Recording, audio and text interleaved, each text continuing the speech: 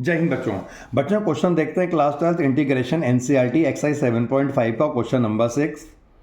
Integrate करना है 1 minus x square upon x into 1 minus 2x। Solution पे ध्यान देंगे। यहाँ पर हमें ये गिवन है तो हमने क्या करा है, डिनोमिनेटर में यहाँ पे हमने ये ब्रैकेट को ओपन कर लिया।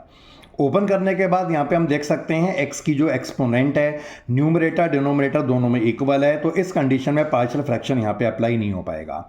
सो हमें यहाँ पे यूज़ करना है लॉन्ग डिवीजन मेथड का, यानी x माइनस 2x स्क्वायर से हम डिवाइड करेंगे 1 माइनस एक्स स्क्वायर को, और डिवाइड करने से पहले हमने यहाँ पे इसे अरेंज कर लिया है minus 2x square plus x, और इसे भी अरेंज कर लिया माइनस एक्स स्क्वायर प्लस 1/2 से मल्टीप्लाई करेंगे यहाँ पर तो माइनस एक्स स्क्वायर मिलेगा, और जब ये इससे मल्टीप्लाई होगा x/2 मिलेगा, साइन को चेंज करके कैंसिल हो गया, तो यहाँ पे माइनस x/2 प्लस 1 रह जाएगा इसका रिमाइंडर।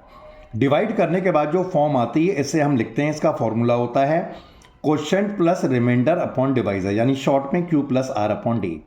तो हमने इसे अरेंज कर लिया है q plus r upon D की फॉर्म में। इसके बाद इंटीग्रल को हम दो अलग अलग पार्ट में स्प्लिट करेंगे। फर्स्ट वाला पार्ट 1/2 dx और दूसरा वाला पार्ट इतना dx। यहाँ पे 1/2 को हमने कांस्टेंट बाहर निकाल दिया, dx का इंटीग्रल x हो गया। इस पूरे को हमने i से डिनोट कर लिया है और इसे इक्वेशन नंबर 1 बना लिया है। अब जो i वाला पार्ट है इसे हम अलग से इंटीग्रेट करेंगे। इसके लिए पार्शियल फॉर्म को हमें समझना होगा। px plus q upon x minus a into x minus b अगर होता है तो इससे हम लिख सकते हैं a upon x minus a plus b upon x minus b. तो हमने यहाँ पे पार्शियल फ्रैक्शन का यूज़ कर लिया और इसे लिख दिया है a upon x plus b upon 1 minus 2x। यहाँ पे हम एलसीएम निकालेंगे, ये डिनोमिनेटर कैंसिल हो जाएगा, जिसके बाद हमें एक इक्वेशन मिल जाएगी।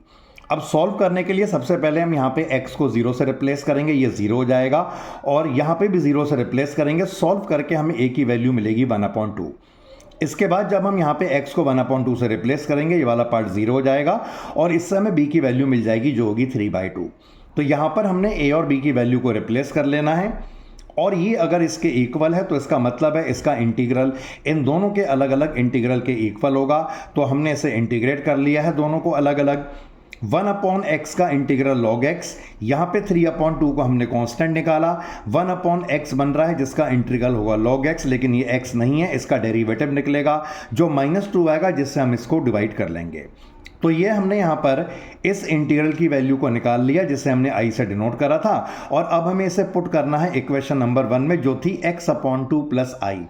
तो x/2 i की वैल्यू को हमने यहाँ पे रिप्लेस कर लिया, तो हमें इसका पूरा इंटीग्रल मिल चुका है।